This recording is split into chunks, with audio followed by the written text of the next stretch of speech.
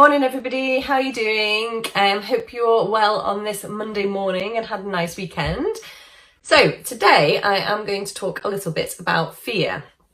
So fear is something that we all have, and to do with different things, but we all have fear in some respect, or nervousness. And I wanted to talk a little bit about it today because so many people get really blocked by fear, and it really stops us from doing the things that we want to do and from achieving the things we want to achieve. And actually, it's so important to remember that most fears are actually learned behaviours. Now, you might argue with that and you might be like, oh no, I've always been afraid of spiders, I've always been afraid of public speaking, and we'll look at that in a little bit more detail in a minute. But actually, most fears are learned behaviours, and that's a really good thing to remember, because if you can learn something, then you can unlearn something and use that to move forward. So way back in the 60s, and obviously since then, they did loads of experiments with babies, and they actually discovered that babies are only actually afraid of two things. Now those two things are babies are afraid of falling, and they are afraid of loud noises. So when a baby, I think they did an experiment where they put them like on perspex, and when they were getting close to the edge, then they became afraid. So they have that innate sense of danger when danger's about to happen. And the same goes for noises. So when a baby hears loud noises, it could be danger approaching, and it evokes what they call an acoustic startle response, which again is to do with danger being close by, and generally it will evoke them starting crying and all that sort of stuff. So they did all these experiments, and that's what they came up with, that babies are actually only afraid of those two things, so loud noises, and they're afraid of falling. Now, if you think about that, that's really crazy, right? So it means that everything else that you're afraid of, then actually that's kind of learned behaviour. So, common ones that people are afraid of, I'm afraid of spiders or creepy crawlies, or I'm afraid of public speaking, or I'm afraid of going and asking someone out for a date, I'm afraid of failing is another big one. So all these fears, and actually when we peel back the layers, and there'll be a lot of layers in it, but if you take the ones of like fear of failing, fear of public speaking, fear of asking someone on a date, or anything along those lines, then actually generally when you peel back all the layers, it basically boils down to the fact that, am I good enough? Am I good enough? Am I good enough to go and ask somebody on a date? Am I going to be on their level? Am I good enough to go and do some public speaking? Will people like what I say, or will they tune in and be responsive? So, and again, it boils down to fear of failure is the same. Am I good enough? Am I going to be putting out content that people want to listen to? So all those triggers, so fear of being good enough, or worrying about being good enough, they're again all learned behaviours. You're not born with that. So generally that means that something's happened early on in your life that's made you question it, and you've taken on that belief or that nervousness, and you've carried that from that point in time. So another good psychology fact to know, I guess, is that, until the age of about 7, you are a sponge. So as a child, you're a sponge. You haven't really got the mental capacity to know whether someone's talking a load of rubbish to you or not. You just kind of soak everything up. So if someone tells you, generally before the age of 7, that you're not good enough, or, that, you'll never amount to anything, or whatever it might be, you just take that on and you don't really question it.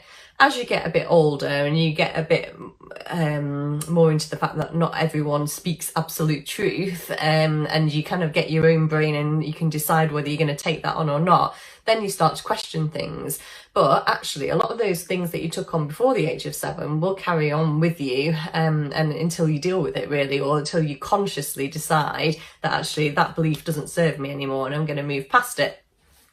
So it's really, really good to take stock of, the things that you think about, and the beliefs that you have about anything, and really, really challenge it. And I do that with my clients, and we go to quite a deep level on that, because, it's the same for all of us, and I've done it myself. You know, I've had my coaches, and even though I know all this stuff and I teach this stuff, sometimes you need that outside person to really challenge you on your own beliefs, because they see things in you that you perhaps don't always see yourself. Or there's definitely been aha moments for me where I've been like, oh yeah, why am I still saying that? I didn't even realise. So, you know, sometimes you do need that outside help, even if you're a good coach yourself, or, you know, do whatever you do. So it's a really good exercise to, if you've got things that are holding you back and you know you've got beliefs that are holding you back, really go back, and you can just do this by taking a deep breath, closing your eyes, relaxing, and just, you know, think,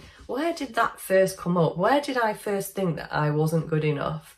And, you know, you might think, oh, I can't think of anything. But just, if you can't think of anything, actually just try and imagine. Because even if you just imagine and you think you're making it up in your head, your subconscious will make links to a particular time it happened. You know, maybe your mum was shouting at you or whatever, and you didn't feel good enough, and you just, for some reason, took that on into your subconscious as a truth. And actually now, when you think about public speaking, or you're thinking about doing what you want to do that will take you forward, and you're nervous and you're scared about doing it, it's holding you back. So it's really time to let go of it. So that's going to be my thought for the next couple of days, is that I challenge you to really think about your fears. And if it's not a fear of noises and it's not a fear of falling, then really dive into where that fear has come from, because you weren't born with it. So, you know, it's got to come from somewhere. The other one to think about, so we've just talked about the ones like failing, public speaking, whatever, which is more of an emotional thing, which generally goes back to I'm not good enough. Things like creepy crawlies is not really about not being good enough, but that'll be learned behaviours. So you'll have seen somebody that's scared of creepy crawlies, maybe you've watched it on TV, maybe your mum's really, or your dad's really scared of spiders, whatever it is, and you've taken on that belief as well, that maybe you saw them as a child jumping on the sofa when there's a spider there. So in your head, you're like, oh my God, that must be dangerous, that must be whatever.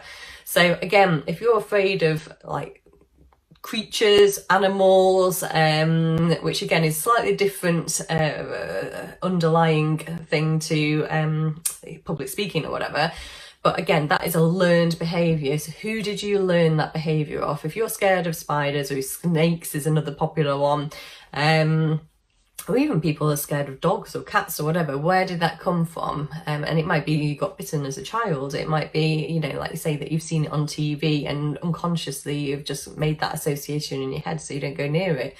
You know, water, some people are afraid of water. So really challenge yourself this week.